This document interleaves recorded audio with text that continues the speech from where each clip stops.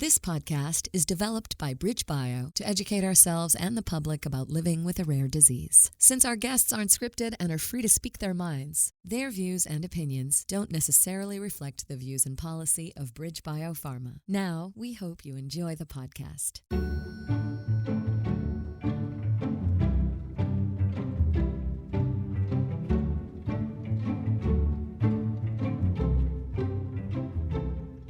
Hello and welcome to On Rare, a rare disease podcast produced by BridgeBio, a biotech company that focuses on developing treatments for rare diseases. I'm your host, Mandy Rohrig, a member of the patient advocacy team, and I'm joined by my colleague and friend, David Rintel, head of patient advocacy. Hi, David.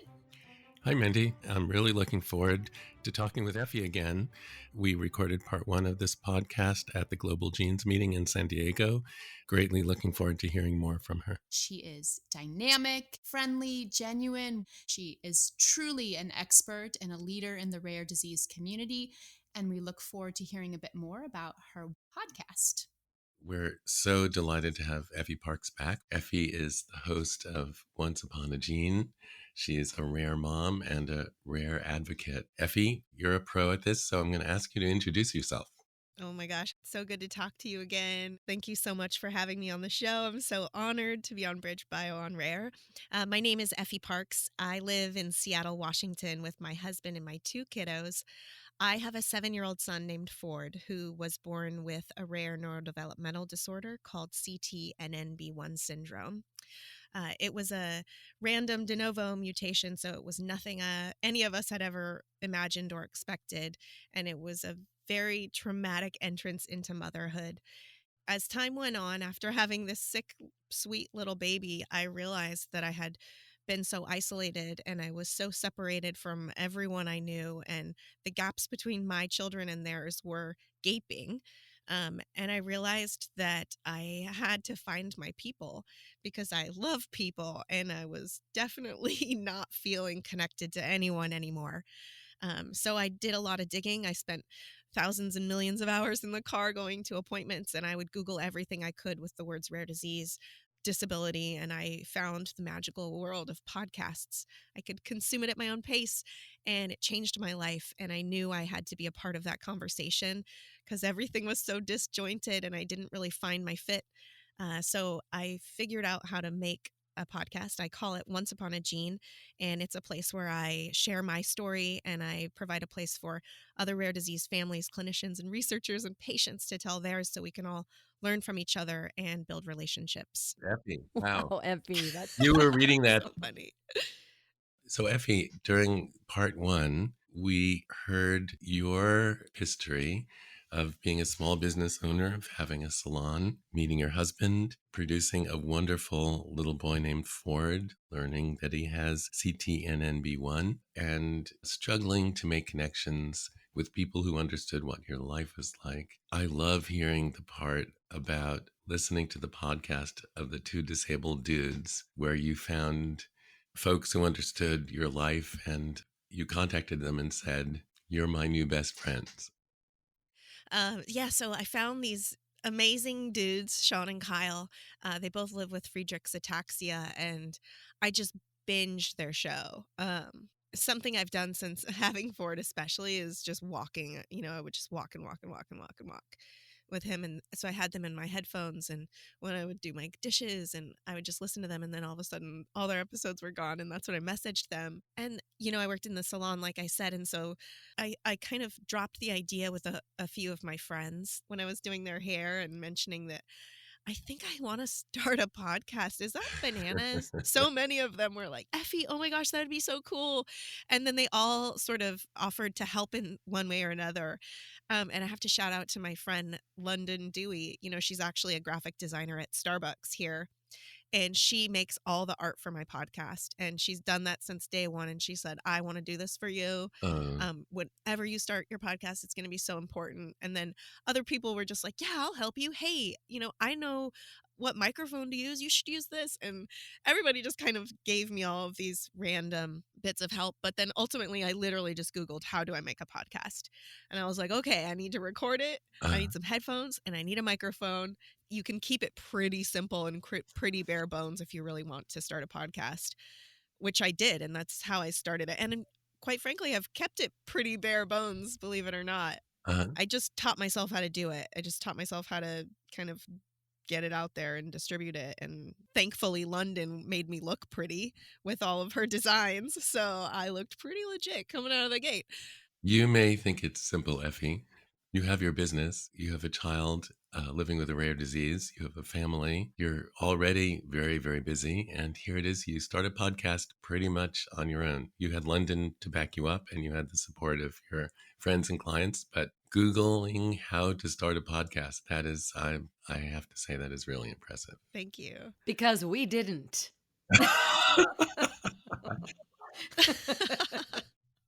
I was like, totally just gonna channel my Oprah energy right now and talk to people like I know what I'm doing. You're very convincing at that. So as of yesterday, you have 206 podcasts on Once Upon a Gene.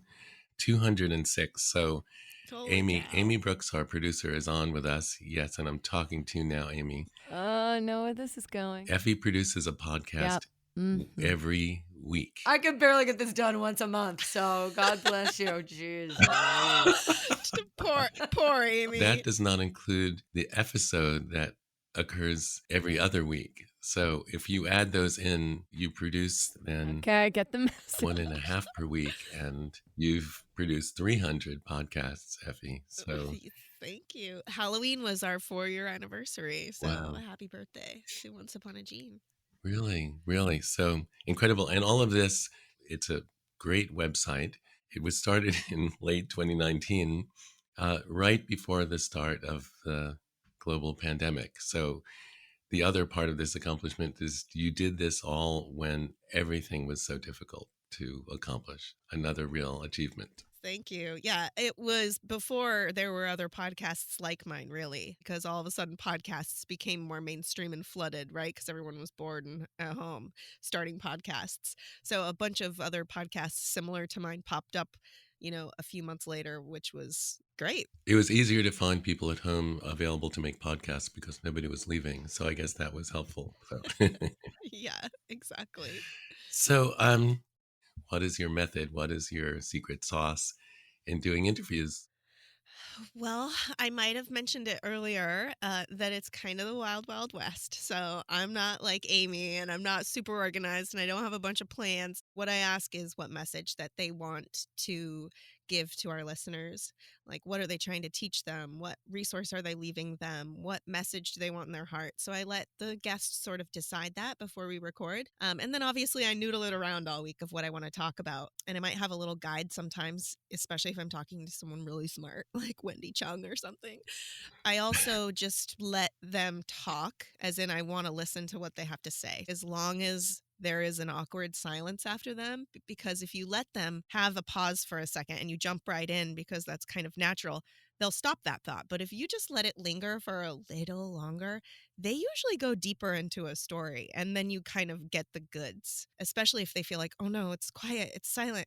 They say something else. So I really try to do that with my guests. And I find that that's almost where the magic is in everyone's story, is when they have that moment of pause. If that answered your question. I'm being careful to leave a pause to see if you want to go deeper now. Good job. Good job. I love that. And it reminds me, I think the term is snapshot memory. That's how we store memories, is this little snapshot. We sort of report on the way that we talk about this thing that happened, that we've talked about it many times. Totally. Whenever you have one of these, pause, and all of a sudden you realize that your memory contains so much more information. Yeah. And, I just remind people that it's just a conversation. I also don't use video. I find that keeps people a little more relaxed too.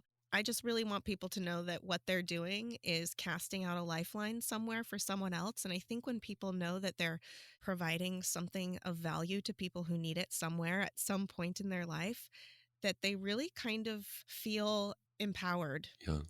And Once Upon a Gene really is targeted towards other parents who have children with rare conditions or long term serious health conditions as a way of making connections. So you're giving people an opportunity not only to tell their story, but to reach out to other families or someone who's going to benefit from hearing their story, kind of in a similar way that you had that experience listening to the two disabled dudes.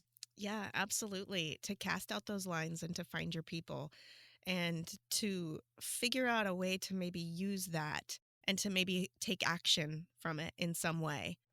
That's kind of what I hope people take from it. Even if it is simply just building your community and feeling like you have someone to message at 2 in the morning, or if you want to start a foundation, like I hope that all of these conversations are kind of like a cafeteria where people can just take some and leave Mhm. some. I mean, one of the ways I think about it is how isolating it feels to be caring for a child with a condition that nobody you know ever heard of before. And then all of a sudden you tune into the podcast and you find people whose lives are very similar to your own, just living day to day, but also in terms of, well, what are we going to do about this now? And advocacy. And how do you learn all of the details, all of the knowledge really that it takes to do your best to advocate for your own child? Thank you. I totally agree. I just really feel like parents can find so much of what they need, all the way from support to Mhm. that sort of action piece, even if it's passive and it's just for you. Like someone can just come and listen and get what they need, and they don't have to be accountable to anyone. Everyone's story, once you give them enough time and space to tell it, is beautiful and rich. And as you say, a listener can take it or leave it. You can walk out in the middle of a podcast without embarrassing yourself or hurting anyone's feelings. So Totally. And you can share it with those people on the outside, right? Like all of your community members or your family members who are always wondering how they can help. You can just send them a specific episode. Or, like your pediatrician's office can look in and hear what these families are saying and gain insight from it. It goes so far beyond just the families, the mhm. parents raising these kids. Like there's so many people in our rings that can get information from this without burdening that caregiver for the answers. I think that's a really important point, and it's some of the feedback that we've received is that people living in the conditions that we are describing have forwarded the podcast to their relatives to say, this is what we're living with now, and the podcast can be really great resources, and they're on demand. Exactly. I'm going to ask you what might be a little bit of a tough question, but I wonder what some of the moments during the 206 interviews that you've done really come to your mind, like were memorable for you or meaningful or that sort of moved you in some way or. Oh my gosh, I don't even know how I would answer that question. Really, I feel like I have a connection with almost every person before they're on my show. Typically, like I know them online or Uh-huh. I've been following them or I'm obsessed with their story or whatever. I'm usually fangirling people that get to talk to me.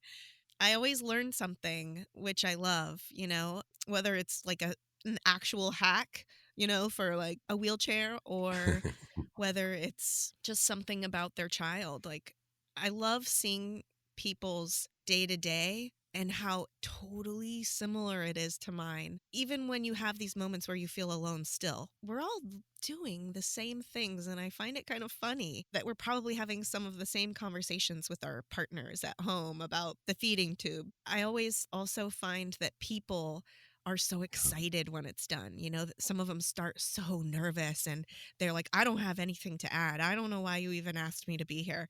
And then when they're done, they're like, wow, that was incredible. And I feel so confident. Mhm. I love seeing that happen. The families, when they share their story and they add Yeah. value. Yeah. You're offering the opportunity to have a real accomplishment. The opportunity to tell your story it's a blessing. And then when you reflect back on it or hear it back, then you see, oh my goodness, my story is meaningful. Yeah, absolutely. I think that it motivates them. People sometimes ask me, you were talking about your preparation, and sometimes they say, well, send me your list of questions. I don't have any list of questions. Mostly, if I had any questions, it would be, well, where does the story begin? And then what happens after that? And what happens after that? And then what are you looking for in the future? So, Yeah, and it sounds better, right? It's more comfortable to listen to I feel like when you are just really kind of embracing that natural conversation, that it's easier to listen Yeah. to. So, Effie, in addition to the podcasts, you do episodes. The episodes are short, they are often personal. It's like a chance to say, I'm going to talk about this right now. I love them. They are so valuable, interesting, and entertaining. How did the idea emerge to do the episodes? Thank you. Yes. So I believe I just put a post in my Instagram story of saying like, what else do you all want to hear from the podcast that you're not getting, or that what do you want to see in the future? It was just a simple thing. And a resounding answer was, we want to know more about you. Like you're always interviewing these fabulous, amazing people, and that's awesome. And we feel like we know you, but we don't know enough about you. Can you tell us about yourself? And so I was talking with my husband about it one night, and he was like, you got to call them episodes, just because he's a dad and he always has dumb dad jokes. And I was like, that is brilliant. The episode is happening as soon as possible. Um, and I decided to make them super short because obviously there was enough content and I didn't want to just yammer on about myself. And I wanted those quick bites. Those are nice to go to sometimes too, right? As a podcast listener, when you don't have a bunch of time and you're not going to be in the car for a while. So I thought I could explain some, cute or meaningful stories in our life and just publish those every Mhm. couple weeks so people could get to know me a little better. So, you mentioned that you were getting some feedback on Instagram, and I wonder what do you hear from your listeners? Oh my gosh. Like I hear them every channel, from Facebook to LinkedIn to Instagram to Twitter, from to my website. People message me from all those angles. For a while, I started saving everyone's beautiful comments because I was like, wow, I should just compile gajillions of beautiful comments and messages from families about how much this podcast helped them and put them all in a book someday. I definitely try to respond as much as possible. If I haven't responded to you, just send me another one. You'll go to the top of my box. Um, what's nice about social media is that people's comments are usually fairly short. If someone wanted to contact you, they're listening to this now and they wanted to contact you, what's the best way to do it? Honestly, if any of those are easier for you, then they're easy for me. But obviously, you can always email me at hello@onceuponagene.com. Okay, that's good. Hello at onceuponagene.com. So, when you think about the future of Once Upon a Gene and of Effie Parks, what are your thoughts? Your podcast is so interesting. I have no idea how many listeners. She has 30,000 Instagram followers. 30,000 Instagram followers. Yeah, maybe you could show us. I feel like I could have done a better job had I Mm, understood Instagram. Man, I have so many big ideas and aspirations, and who knows where the energy of this podcast will take me. But I love sure. attending things in person. I love speaking at events. As for Once Upon a Gene, I would love to take it on the road and do like live Once Upon a Gene in person storytelling events. Mhm. I think it would be so cool to go do a live event like that somewhere. Maybe it's at a conference, or maybe I just hold them in different spaces. I would also really love to figure out how I can translate some of the episodes into Spanish, Portuguese, French, Cantonese, whatever. I would love to be able to Mhm. send those episodes out to those people who can't access it in English, Yes. because Yeah. I have a really large international base, but obviously they all speak English. But what about the other ones? Wouldn't that be so cool? Yes. Yes. Yeah. That would So be one great. of my friends and I are toying around with some AI translation into like making it sound like my voice. And I don't know if it'll work or if it'll cost way too much money, but I just think it would be so amazing for those families to get this content, because I know that they would find so much value in it and it would resonate Yeah. with them. So those are kind of the two things like right at the top of my mind right now that I would really love for Once Upon a Gene. I don't know how you find the time to do it, but I get messages from you, that all of a sudden they're on my phone. Effie Parks says this, and I get them very often. I always look at them because I think what you have to say is always going to be relevant. But how have you mastered social media so well? And what is it like to put those messages together in addition to the podcasts and the Effie casts and etc.? Well, thank you, first of all, for reading my posts. I really appreciate it. And I have to laugh because it's also the wild, wild west for me. As you can see, if you go to my Instagram, it is so completely me and it is my thoughts and what I'm doing and how my life is going. Whereas if you maybe look at another rare disease moms podcast, everything matches and everything has like this beautiful aesthetic. So I do whatever I want, when I want, how I want. But to translate to all of the other platforms, I really just copy and paste it because I know some people aren't on every platform. So I just copy it and I go post, post, post, post, post. And I try not to think too hard about it because I think you can kind of get stuck in making everything look perfect. And I think that it's more important to get the message out than to make it look pretty. So I just kind of blast it out there and hope something sticks. And I kind of learned to like, what do people really resonate with more so than not? And think about maybe I should post more about that stuff. But again, it is really like what is happening in this rare mom's world right now? Because that's what's pretty much going up.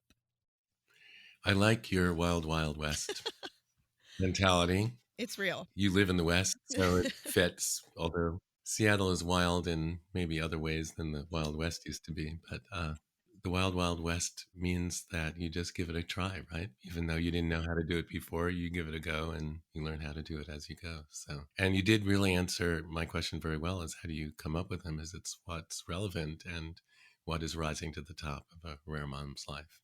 Exactly. That's really wonderful. I'd like to invite you just to say whatever you want about Once Upon a Gene and your Instagram post, how it's listed. Sure. Thank you so much. So you can find my website at onceuponagene.com or effieparks.com, whatever you can remember. All of my social medias are either my name, Effie Parks, or they're Once Upon a Gene podcast. So they're pretty easy to find. What I would say about the podcast is I think that you're going to find some companionship and you're going to find support and you're going to find inspiration and you're going to figure out a way to make one thing better. I guarantee you. You're going to make friends. You are going to feel seen. You are going to be so empowered in your life, whether it is talking to the teachers at school to make sure that your kid is getting the services that they need, to maybe making a playground more accessible in your community, to figuring out that you can just message a researcher and talk to them about your child's disorder, or start a foundation, or get involved in policy.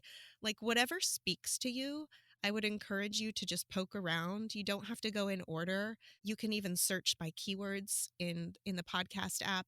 There are so many things in there that have just so much power in them. And if you want to just even ask me, hey, Effie, where should I start? I usually send everyone to, I believe it's episode 165. It's called The Beginner's Guide to Rare Disease, Anecdotes from Two Rare Parents. It's with Daniel and I. I send that to brand new families. Message me if you have any questions. I am always around and I'm going to respond to you, especially if I see it. So message me a couple times if I don't. But Once Upon a Gene is a really magical community, and it has been infused with all of these wonderful people telling their stories and sharing their insight. And I know that it is going to make something better. And any sort of sense of relief, especially for a caregiver like me, is monumental. You have to find your people. It's the most important thing that you do along this journey. And so many of those people are in the pages of Once Upon a Gene. So, Effie, on Rare, we've done many fewer episodes. We only do them about once a month. And I wonder, what is it that you think we should be doing or doing better or doing more, or what would you have us do? I feel like I've listened to first of all, I love your guys' titles. If whoever is titling it, you're doing a really good job. I really think that you guys are doing a beautiful job. I can tell that you're not trying to please any particular stakeholder and you're making content that's relevant to families like mine, and you're opening doors of different types of conversations that I think really make people think, right? It's nice that I can go to a podcast like yours where I would maybe have an imagination of what I think it's about and I don't see an agenda. So I really appreciate that. I think there's a lot of valuable people that are being interviewed that I learn from. So yeah, I guess I would just say always remember the people that you're serving. Always remember those people. And that's the content that you're making it for. And make sure that you're leaving something for them, whether you're educating them or entertaining them or whatever it is. I would just say always think about these patients and these caregivers and what they need, because not only do they need community, but they are smart enough to gain skills from conversations like this to help them go do something with it. And they're so capable. And I want everyone to know that there should be such a robust trust in our communities that we should be trusted as experts. So I guess I would just say it's a mindset to maintain. Thank you. That makes a ton of sense, to keep in mind who we're serving. And we're serving people who are living with rare diseases, giving them a place to tell their story, to share their experience, and that there's another family or individual out there who's feeling alone or feeling like not fully understanding, or family members who don't get it. That's our audience. And Yeah, and I think something too people can take from podcasts like ours is that we're such a beautiful network. We're almost always going to know the person to connect you to somehow. So feel free to reach out to people like us, because we can help you get to that next step through a person usually. right. So if you're in a hospital room and it's midnight, you call Effie. I can guarantee you about 50% of us are up late into the night. So Yes, I bet. you'll always have someone to message, which is why finding your people is so important. Yes, finding your people. Thank you, Effie. Thank you both so much for taking so much time to talk to me.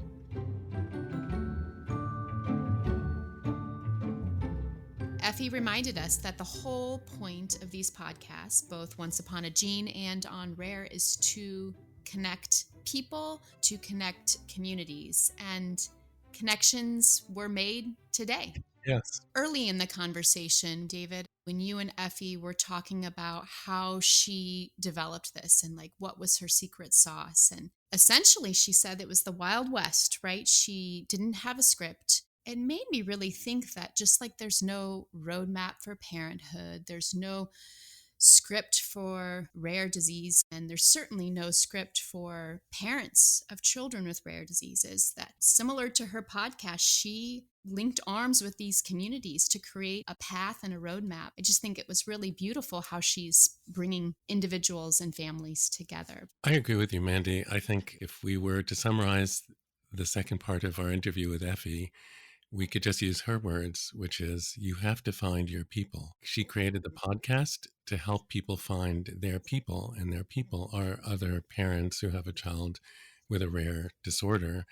And not only does she help them find each other, but she also gives them the tools to move forward, to help themselves and to help others. She says that they cast out a lifeline to someone else. All of her interviewees are trying to make connections with the potential listeners to their podcast. I really liked how she described the way she does interviews. I imagine she may have done this like she used to have conversations when she cut hair, which is she lets people talk, and in fact even waits when they're done to make sure that they don't want to continue before she interrupts. And that's a very good listening technique, not just for podcasts, but for friends, for family, for parents, is to make sure that when you're listening that you're not cutting off any ideas that the speaker has. So I love that. Mm-hmm. I guess lastly, I would say she felt isolated. She found the Two Disabled Dudes podcast. She felt like she found her people.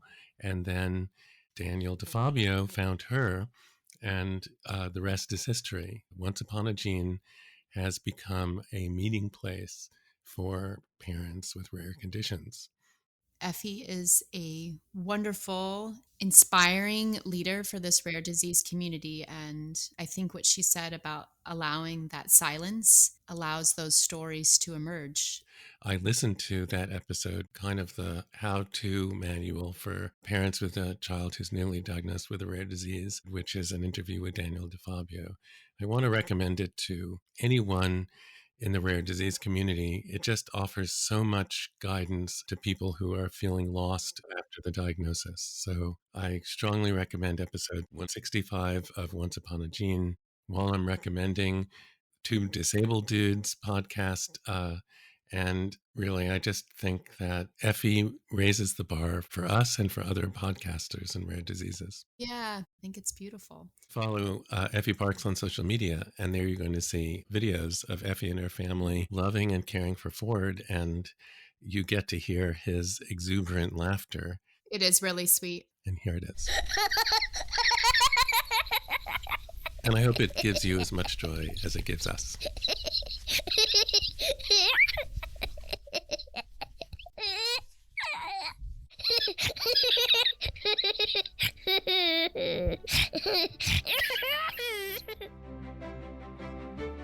Thank you so much, David.